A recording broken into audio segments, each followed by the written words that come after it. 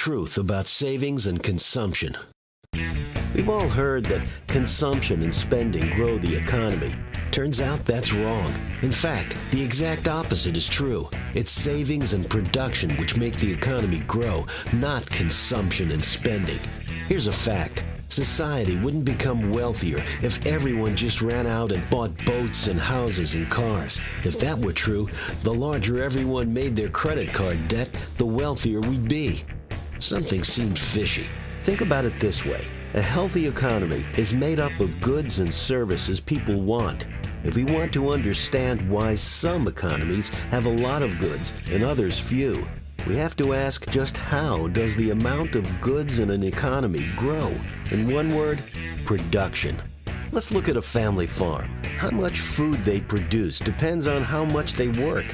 When they work, their total amount of food increases. When they eat, their total amount of food shrinks.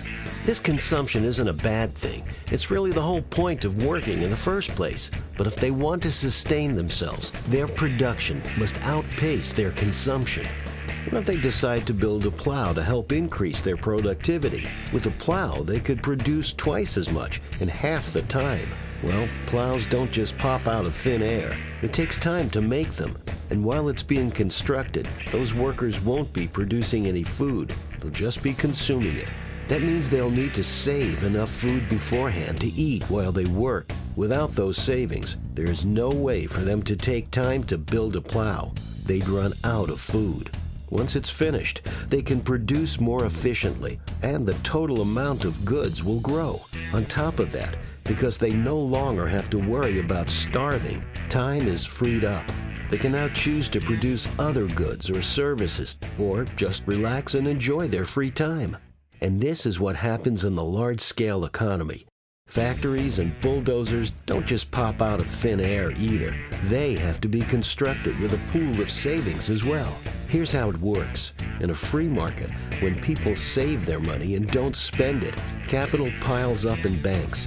In turn, this money is lent to entrepreneurs who use it to purchase or create equipment, which expands their business and increases their level of production. And get this, the more goods that are being produced, the more savings that become available. As this pile of savings grows, even larger loans become available to even more entrepreneurs. This makes an economy grow exponentially. All of this is made possible only by savings.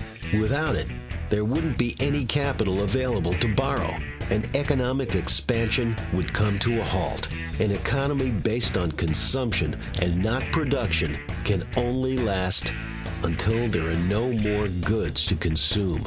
To learn more about sound economics, visit fee.org.